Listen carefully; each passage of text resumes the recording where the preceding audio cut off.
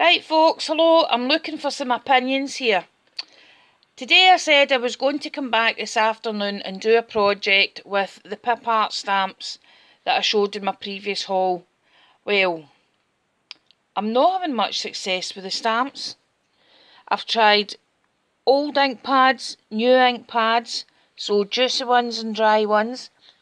I've tried different brands, different types, and I cannot get them to stamp out properly. Now I'm going to come down here. These ones were all done with the same Memento ink pad. There's two Memento ink pads, a StazOn, a Distress, another Memento, and I used some of my oxides as well. So that's all the ink pads that I've used. These were all done with the same Memento ink pad. Now I'm going to come over and I'm going to come down closer and then focus it a bit. Can you see that?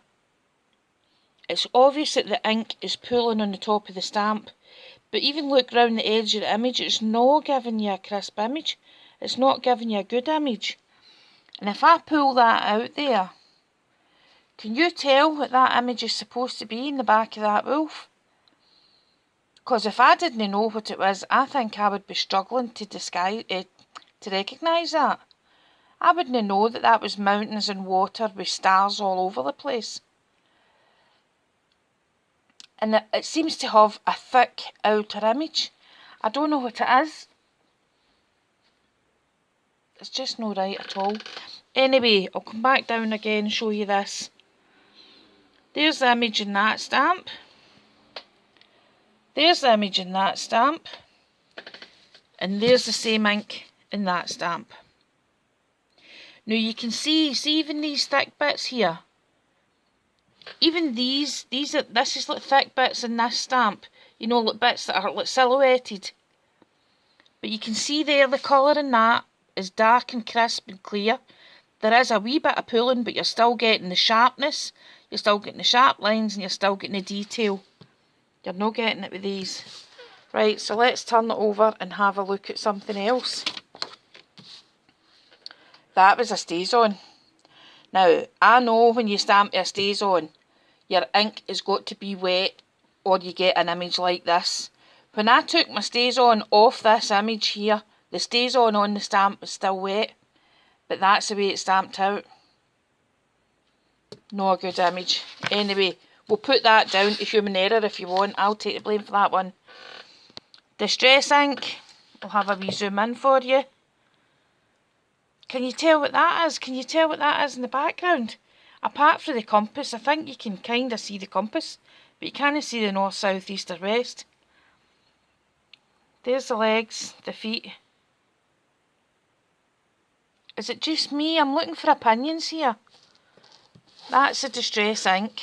Right, I'll go up here first. This is the same Memento inks as the pictures below. I'm going to come in a wee bit, show you both of them. Focus on it. Right, you can see the stamp. I'm applying the same pressure. I'm using the same stamping block. I'm stamping onto the same surface and I'm using the same ink pad for these. Right, and there's the other polar bear stamp. Now, I specifically chose this polar bear stamp because it has the blacked out bits in it as well. But you can see there, the edges of that stamp are crisp and clear. There is a tiny bit of pulling in the middle there. It's the exact same stuff that the stamps are made from. You know, it's like photopolymer, it's thick and it's sticky. That's what the other stamps are made from. They're not the same as the stamps you would buy, say in a magazine or something like that. But there you go again. There's the crispness of that image. It's the same Memento, the same ink pad as was used in that one. And I'll come out and I'll zoom out and let you see. Is it just me, or can you define the detail? A good image within these stamps. Have I got any more? There you are. That was the new Memento ink pad. It is a bit clearer. You still can't see the north, south, east and west on the compass. You still can't define what's in the legs or anything. I'm going to go right down close again for you. See if you can see the definition within it. And there's another one. Now, maybe that's personal error there. Maybe there's a wee shadow in the leg there. But I was getting kind of cheesed off on the end of this. There's the Distress Oxide. I'm going to say the Distress Oxides are brand new. They're brand new ink pads. That was the first time I had used the Salty Ocean. It is juicy and it is, you know, I wasn't expecting a great image for that. You don't expect a great image for Distress inks anyway. This was the second generation of the Memento, the Oxide, and then I went over it with the second generation of the Memento, just to see if I could get a crisper image. And it's definitely not a crisper image. Right, do you know what I'm going to do? I'm going to try and bring out, because I've got it all parcelled up to go back, because I don't like them. I'm not happy with them. There's the image. You see that? I know it's in a bag, but hopefully you'll be able to see it. See the trees and you see the stars in the antler? Maybe no. Maybe I'll need to take it out of the bag. Let me see if I can get a better view for you.